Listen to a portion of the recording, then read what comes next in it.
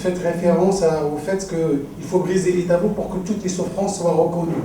Or, ça donne l'impression qu'on va mettre sur un plan symétrique les souffrances des uns et des autres. Je pense qu'il y a à différencier entre les populations et les systèmes, parce que la colonisation, c'est un système. Les souffrances, on n'a pas besoin de les peser sur une balance pour dire il y a cette souffrance qui pèse tant et l'autre qui pèse l'autre. Une souffrance est une souffrance. Et c'est important d'en parler.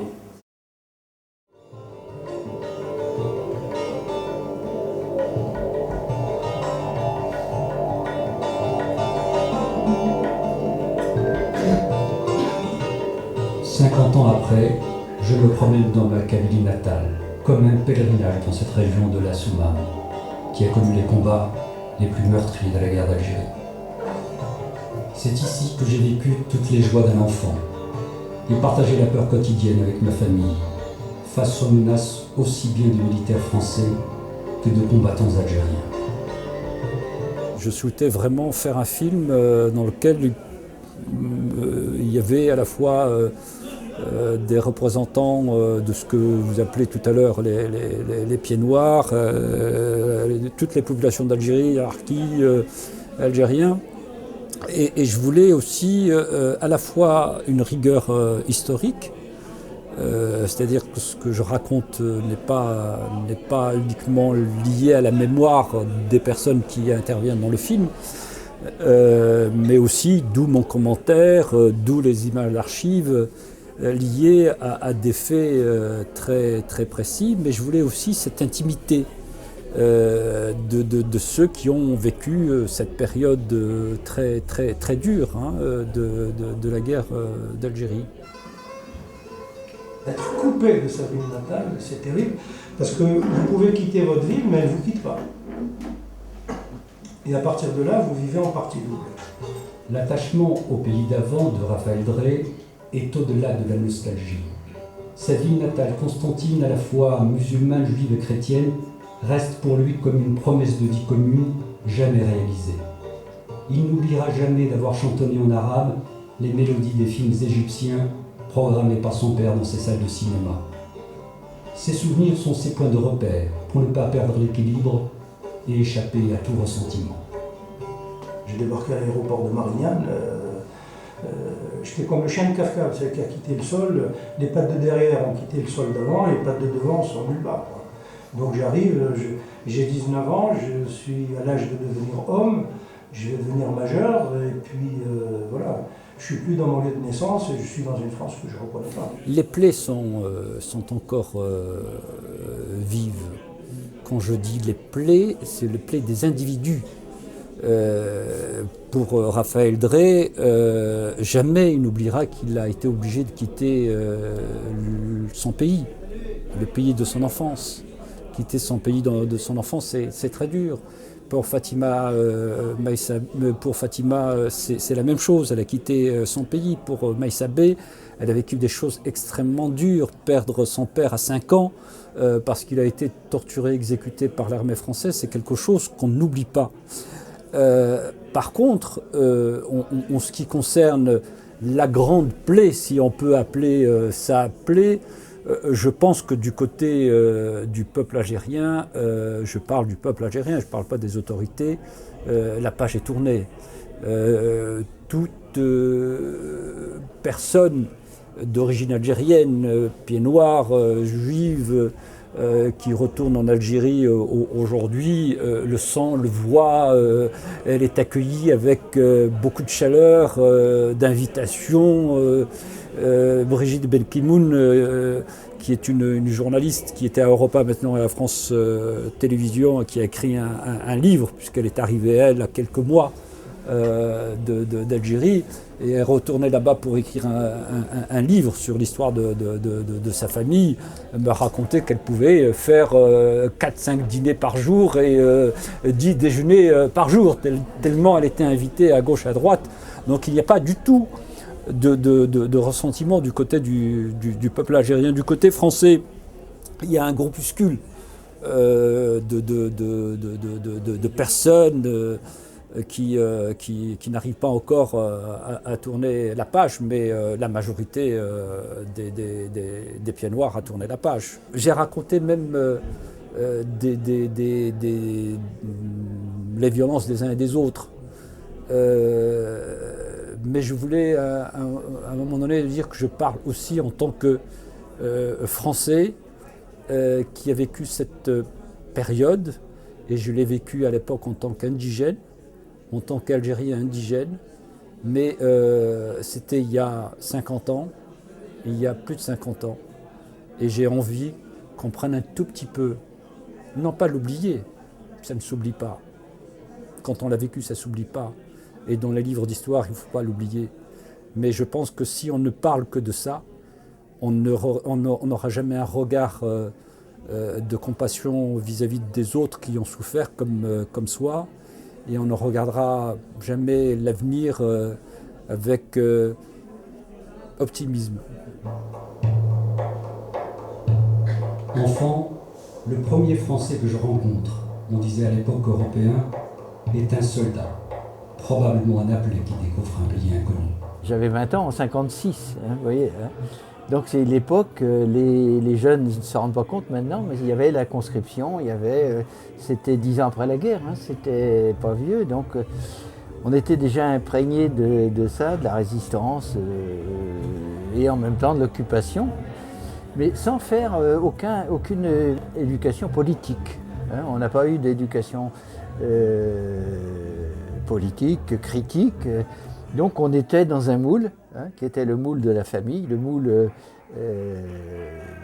de l'éducation, de l'enseignement, et puis le moule politique. De l'époque, il fallait respecter l'ordre établi et on faisait notre devoir. Voilà. Donc on est parti dans cet état d'esprit sans chercher à savoir si c'était une guerre coloniale, si les Algériens avaient droit à leur indépendance, puisque c'était les colonies françaises qui faisaient la gloire de la France, quoi. Beaucoup de gens ont ça, comme moi, se sont tus pendant 50 ans. Et ont besoin de parler, parce que c'est une blessure interne, c'est une culpabilité, c'est le besoin de dire, parce qu'on ne peut pas garder tout ça dedans. Donc l'idée du bouquin, c'était ça, de pouvoir parler, dire, et écrire, témoigner. Et en même temps, c'était également un geste vers les Algériens et tous les gens qui ont souffert de cette guerre, les familles. Il y a dans notre groupe de travail qui a fait le bouquin, il y a un gars qui est venu pour témoigner de son frère, qui a été témoigné de ce qu'a vécu sa famille par rapport à son frère qui a sauté sur une mine, qui est mort, d'abord à 20 ans, quoi. Donc c'est une blessure pour lui, et puis il y a les pieds noirs qui ont témoigné, il y a des Algériens, et pour nous c'est un geste de paix symbolique envers eux. Donc on a recueilli les témoignages d'Algériens. Et on a essayé au maximum de faire quelque chose de large, de franco-algérien, en faisant par exemple le titre « Guerre d'Algérie, guerre d'indépendance ». La guerre d'Algérie, c'est celle que la France a fait. La guerre d'indépendance, c'est celle que les Arabes ont fait pour se libérer du joug colonial. La chasse aux rebelles s'accommode de toutes les conséquences sur les populations.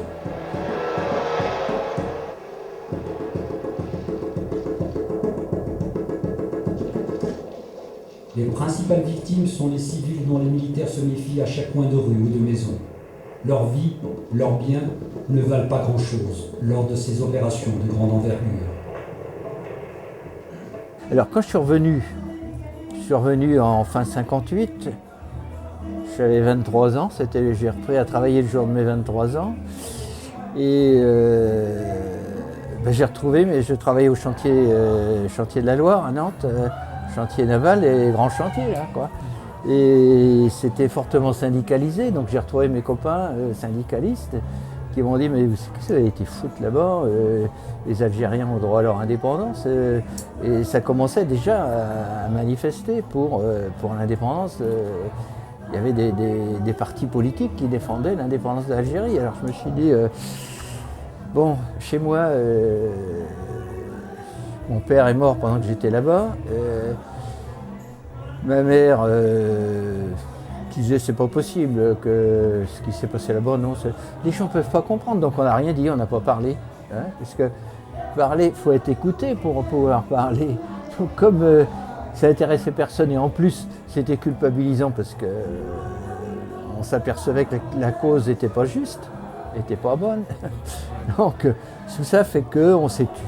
On s'est tu et personne ne nous a rien demandé. Et puis quand je suis arrivé en retraite, ben, je me dis il faut que je parle, il faut que je raconte ça, quoi. Donc j'ai écrit, j'ai fait un blog et puis j'ai raconté ce que j'avais vu, ce qui m'avait marqué le plus, quoi. Et après, quand j'ai touché ma pension à 65 ans, je me suis dit je ne vais pas la demander. Et puis après tout, ils m'ont pris presque 30 mois de ma vie. Ils peuvent réparer, l'État peut réparer. Et beaucoup de gens pensent qu'on a de la rancune, on a de la rancœur. Il y a une dame tout à l'heure qui me disait est-ce que je peux donner ça à mon père? Parce que mon père, il est plutôt politisé, plutôt à droite. Je dis, il n'y a aucun souci. Personne, il n'y a qu'une personne qui m'a appelé pour me dire ce que vous avez fait, c'est dégueulasse, parce que vous mettez au jour tout ce qui a été fait de moche par l'armée française, mais vous ne parlez pas des autres. Ben, je dis non, les autres, s'ils veulent parler, ils ont été à même de parler. Et l'esprit du bouquin, et c'est la seule réaction qu'il y a eu, et à la fin, j'ai écouté le gars, et à la fin, il m'a dit je vous remercie de m'avoir écouté. Donc c'est important de parler et d'écouter. Moi, j'ai voulu écrire avec Mohamed ce livre parce que nous avons deux histoires qui sont à la fois semblables, parallèles, mais qui en fait se sont jamais croisées. Et alors que nos pères ont vécu cette guerre d'Algérie, le mien du côté français, le sien du côté algérien. Nous avons été orphelins de la guerre d'Algérie et nous avons vécu sans nos deux pères. Et en se rencontrant, on s'est rendu compte combien ces deux hommes se ressemblaient, combien ils avaient envie, chacun de leur côté, de vivre dans la dignité, le respect, dans l'amour de leur famille. Et en fait, l'État français et la politique de l'État français de l'époque a fait que ces deux hommes se sont combattus et sont morts très jeunes, en nous laissant tous les deux seuls, en fait, rien qu'avec nos mères. C'est déjà énorme, mais en fait, on était orphelins de père. Donc c'est l'histoire de deux souffrances à travers une guerre qui aurait pu être évitée. Donc, écrire un livre avec Hélène, c'est aussi, moi, de connaître son père, le vécu de son père. Comment il est né, comment il a grandi, qu'est-ce qu'il a fait, etc. Et de l'autre côté, Hélène savait ce qu'était mon père. Ce qu'était mon père, comment il est devenu nationaliste, quel était son idéal, comment il voyait les choses qui évoluaient, voir ses enfants grandir, etc. Et à un moment, il y a cette rupture. Il y a cette rupture, il n'y a plus de repères. Il n'y a plus de repères, on essaye avec Hélène de parler de cette adolescence et de cette jeunesse. Comment nous l'avons vécu, Hélène avec sa mère, moi je l'ai dit tout à l'heure, qui était difficile pour un garçon de vivre dans une communauté de femmes, d'être élevé par des femmes, très très difficile, mais ce qui nous a permis aussi de grandir, comme je dis toujours, hein, ça nous a permis de grandir et de voir les choses d'une manière différente. Ils ont de commun le courage, tous les deux, l'honnêteté, l'amour de leur pays, l'amour de leur famille, l'amour de leurs enfants. Mais j'ai envie de dire, avant tout ça, ce sont deux hommes extrêmement courageux. Ils sont allés jusqu'au bout de leur idéal, ils en sont morts, et au-delà de leur mort, au-delà de leur disparition, nous, leurs enfants, on a un devoir de mémoire. Ce sont deux hommes qui sont morts pour une guerre qui n'aurait jamais dû avoir lieu, et qui se sont rencontrés à travers les armes, et qui n'auraient jamais dû se rencontrer à travers les armes. Et c'est ça cette histoire. C'est deux histoires simples, deux histoires d'hommes simples, de familles simples, que la politique a bouleversé et a jeté dans une guerre terrible. Pour eux, pour nous, pour l'Algérie, pour la France. moi je retiens surtout la dernière image de votre film, Tourné vers l'avenir, avec ces jeunes qui jouent au football sur l'esplanade. Donc comment vous envisagez l'avenir et comment est-ce que vous mettez beaucoup d'espérance et d'espoir dans la visite de François Hollande en Algérie la semaine prochaine? Enfin, je sais qu'il y a une attente des deux côtés, donc comment elle peut se concrétiser et est-ce qu'on peut espérer dans cette visite la première étape d'une construction riche de promesses et d'actions futures, quoi. Moi je pense qu'il faut, le rétroviseur des souffrances, on le connaît, quoi. Je veux dire, il faut avancer un petit peu, et votre film il a le mérite de faire avancer cette réflexion vers l'avenir, et c'est ça qui est important. En tant que Français d'origine algérienne, je porte deux idées. Si on pouvait les faire partager autant que possible, mais en tant que citoyen, non pas, c'est pas des questions politiques. La France et l'Allemagne ont créé au début des années 60 un office franco-allemand de la jeunesse. C'était, je crois, De Gaulle et Adenauer qui l'avaient créé en 63, hein, c'est ça. Et ben on peut faire la même chose peut-être. Créer un office franco-algérien de la jeunesse pour qu'il y ait des échanges. Une autre idée, elle peut vous paraître farfelue, mais pour moi elle est extrêmement symbolique. Un geste du côté de l'Algérie. Donner un passeport, ça ne coûte pas un seul centime, peut-être la fabrication du passeport. Comme il y a des franco-algériens, et on est nombreux, moi j'ai repris la nationalité française il n'y a pas longtemps, parce que j'ai coupé les ponts avec mon pays pendant très très longtemps, plus de 20 ans, et puis bon, pour des raisons personnelles que je ne vais pas raconter, j'ai repris le passeport algérien il y a très très peu de temps. Eh bien, que l'Algérie donne un passeport à toutes les populations qui ont des racines en Algérie. C'est symbolique. C'est simplement de dire, de ce côté-ci, il y a des Français qui ont aussi, le passeport algérien. Ben, il peut y avoir aujourd'hui des Français ici qui ont des racines qui peuvent avoir un passeport algérien de l'autre côté pour une libre circulation. Puis sur le plan symbolique de dire, bah, à un moment donné, ça a été votre pays et ça reste votre pays. Je pense que ça ne coûte pas très cher et symboliquement très très très fort vis-à-vis de l'ensemble des populations. Je disais tout à l'heure à quelqu'un que les gens qui reviennent d'Afghanistan, quand on écoute leurs témoignages, ça fait tilt, quoi, parce que c'est exactement les mêmes situations que ce qu'on a vécu. Imaginez, vous envoyez des soldats français en Afghanistan défendre la liberté. Quelle liberté? Quelle liberté? Imaginez-vous envoyer des soldats en Afrique défendre la démocratie. Mais de quelle démocratie on parle? C'est ça, les Russes en Tchétchénie, les Américains, je ne sais plus où, les Français, les Anglais, les Australiens, les Canadiens, mais défendre quoi? On va tuer des gens pour un idéal qu'eux ne connaissent pas. Alors qu'on foute la paix à ces peuples, qu'on les laisse entre eux, qu'on les aide d'une manière différente. Je veux dire, il y a plein de choses qu'il faut faire. Bon, l'échange culturel, l'échange économique, l'échange social. Voilà, c'est comme ça qu'on établit des relations entre les peuples. Si on fait la guerre, la haine, la violence n'amène que la violence. Pendant 8 ans, la France, mon pays, a sacrifié et fait sacrifier des milliers de vies d'hommes et de femmes, quel que soit leur camp et la couleur de leur peau, sur l'autel du prestige colonial. La Rochefoucauld a écrit que l'on déteste ceux à qui l'on a fait du mal. Il faut maintenant casser cette logique de l'irréversible pour aller vers ce que l'on pourrait appeler le pardon. Si la mémoire est tournée vers le passé, l'attente est tournée vers l'avenir. Je rêve d'une Algérie ni française ni anti-française.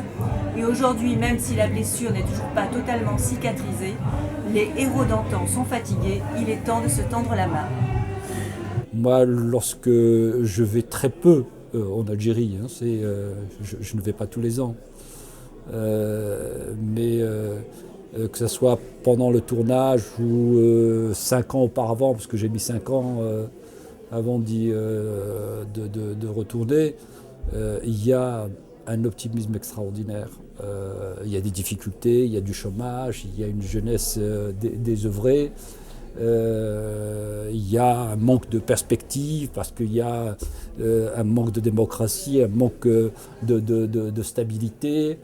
Il y a de la corruption, il y a un certain nombre de choses critiquable, mais du côté de la jeunesse, il y a un optimisme extraordinaire. Je vais faire le parallèle un peu osé, et pourtant l'Algérie d'aujourd'hui n'a rien à voir avec l'Algérie des années 50. Je veux dire, quand on a connu l'Algérie des années 50, le dénuement, la pauvreté, la faim, ça n'a rien à voir avec aujourd'hui où il n'y a plus ce dénuement, cette faim. Les choses ont quand même changé. Mais je dis parfois, même les difficultés, quand on est jeune et qu'on a envie de regarder devant soi, on est optimiste.